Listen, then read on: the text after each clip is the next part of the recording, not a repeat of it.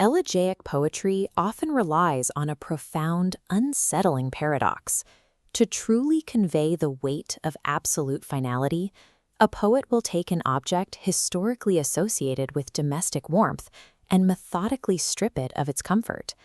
Michael E. Cantrall executes this exact linguistic inversion in his work Remembering a Blue Blanket in Winter, a strategic anchor point within his broader Cemetery series. Our objective is to move past the search for a single correct meaning.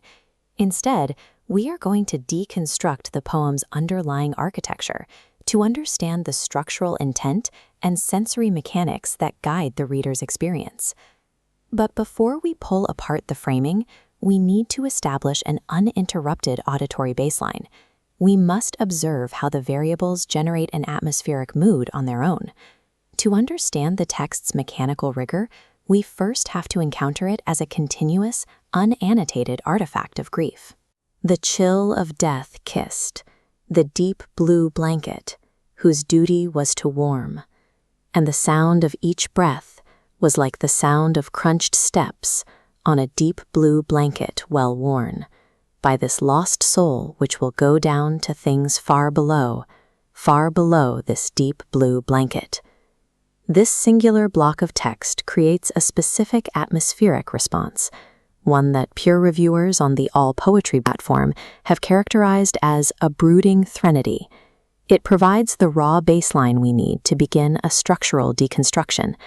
Let's shift from the atmospheric reading into an analytical workspace, treating the text as an objective structure. On the surface, the visual presentation appears as a single, uninterrupted 9-line block. However, the author's metadata specifically tags the poem with the term tercets, revealing an explicit 3-line hidden structure. This structural restraint creates a disciplined, descending narrative arc. We can map it across 3 distinct movements: the initial invitation, the physical toll, and the final descent. The rhythm of these implicit tercets mirrors the biological sound of each breath mentioned in the text. Each 3-line stanza acts as a flickering, pulse-like expiration. The poem's visual form masks this rigid metric rhythm. It controls the reader's pacing, physically guiding the descent into the subject matter. Within that descending structure sits the primary symbolic anchor, the subversion of the deep blue blanket. Cantrall strips the object of its traditional duty to warm in the opening lines. Lines 4 and 5 expand on this through a precise sensory simile, comparing the labored process of failing breathing to the heavy, physical sound of crunched steps. This physical weight is reinforced by the underlying phonetic architecture. Notice the melodic flow generated by repeating phonetic clusters: deep, down, blue, and below. Cantrall then employs the pistrophe, the persistent repetition of the phrase deep blue blanket at the end of the second and third movements. This circles back to the primary image, binding the words into a structural shroud. By pairing these melodic, phonetic anchors with subverted domestic imagery, the text creates an atmosphere of exhaustion and funereal weight. Because the mechanics are so carefully controlled, the text achieves a state of polysemy. Intentional ambiguity here is a calculated feature, where a text supports multiple valid meanings simultaneously. Consider a domestic interpretive framework, a scenario of private grief, perhaps from the perspective of a deathbed observer. In this reading, the crunched steps variable maps to physical memory, the auditory recollection of walking through winter to reach a dying relative's room. This interpretation is supported by the unanchored sensory variables established in the opening stanza, which focus on visceral transition rather than specific biographical data. Now apply a contrasting interpretive framework, a public, ceremonial mourning scenario involving a military pallbearer. Contextualizing this within the author's focus on 19th century subjects, the specific choice of deep blue invokes the historical reality of Union Civil War uniforms. Re-examine the word duty through this historical lens. The variable shifts from biological warmth to a designation of military service and ultimate sacrifice.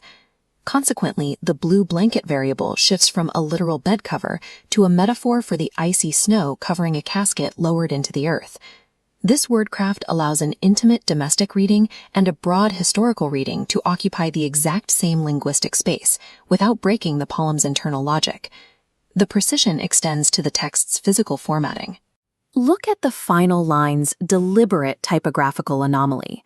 This spatial gap acts as a digital artifact, a literal break in the medium, occurring as the narrative describes the soul's dissolution into the far below. Peer reviewers have also identified a reversible quality in the text's structural integrity, noting a nonlinear narrative technique at work. Reading the text from the bottom up highlights this structural flexibility. Reversing the sequence makes the blue blanket a constant, looming anchor. The poem's constraints, its hidden stanzas, phonetic anchors, and digital anomalies, do not simply hold the narrative. The architecture itself generates the elegiac meaning.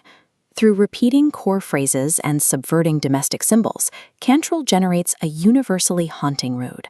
The text demonstrates how linguistic ambiguity is engineered through restrained word choices rather than accidental vagueness. Cantrall's work is a case study in how minimal structural inputs yield highly varied emotional responses across different readers. The most effective art avoids forcing a single truth. Instead, it utilizes wordcraft to construct a framework where multiple realities of grief can coexist.